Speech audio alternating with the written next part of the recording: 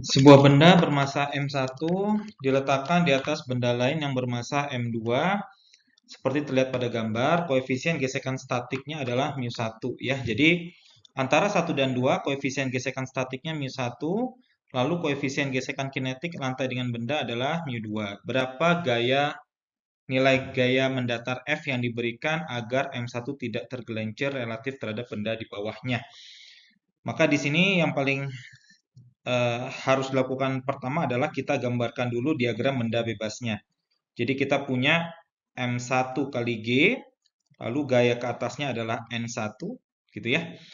Lalu benda 1 ini bisa bergerak ke kanan ya. Supaya tidak tergelincir, benda 1 dan benda 2 ini harus memiliki percepatan yang sama. Sama-sama A gitu ya ke arah kanan. Maka di sini harus ada gaya ke kanan yang nilainya Fs. Karena di sini adalah gaya maksimum, maka gaya gesek statiknya juga gaya gesek statik maksimum. Gitu ya. Nah, ini nanti harus sama dengan M1 kali A. Kita tahu bahwa N1 ya, dari persamaan sigma Fy sama dengan 0, ya kalau ini kan sebenarnya sigma Fx ya, sama dengan N1 kali A. Sigma Fy sama dengan 0, berarti N1 minus M1G sama dengan 0. Berarti N1-nya adalah M1 kali G.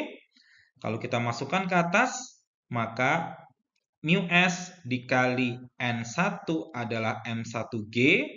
Itu sama dengan M1A. Berarti percepatan benda 1 itu nanti harus sama dengan μs dikali G. Gitu ya.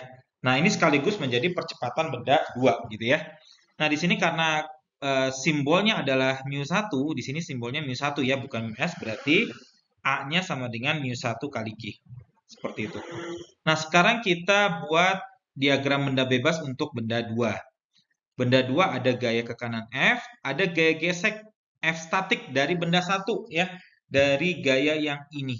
Ya. Ini nanti nilainya kita sudah dapatkan tadi sama dengan μs dikali N1-nya adalah M1G gitu ya. Kemudian kita juga punya gaya gesek kinetik yang nilainya adalah μ2 dikali N2. Ya, jadi kita punya gaya berat M2G, kita juga punya gaya normal N1 ya dari atas ini. Kemudian kita juga memiliki gaya normal ke atas N2.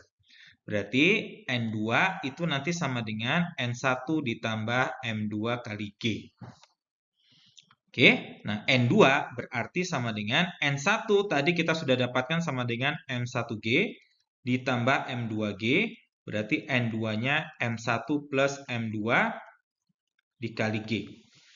Ini adalah N2-nya, berarti gaya gesek kinetiknya adalah μ2 kali G M1 plus M2. Nah, sekarang benda 2 ini juga bergerak ke kanan dengan percepatan A. Berarti F minus F gaya gesek statik dikurangi F kinetik gitu ya. Sama dengan M2 dikali A. Nah, kita masukkan semua persamaan yang kita punya gitu ya. Apa saja persamaan yang kita punya? Kita punya tadi bahwa nilai Fs-nya di sini, nilai Fs itu sama dengan μs dikali M1 dikali G gitu kan ya. Ini Fs-nya dari ini. Dari μs sama dengan μs dikali N1. N1-nya adalah M1 kali G. Berarti gaya gesek statiknya adalah μs atau μ1, maaf. μ1 sama dengan ya, μ1-nya F gaya gesek statiknya adalah F μ1 dikali M1 kali G.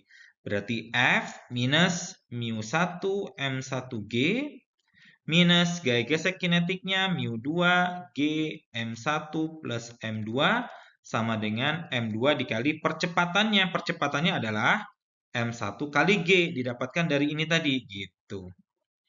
Maka kita akan memiliki F sama dengan μ1 M1G plus yang ini ya, μ1 maaf, μ1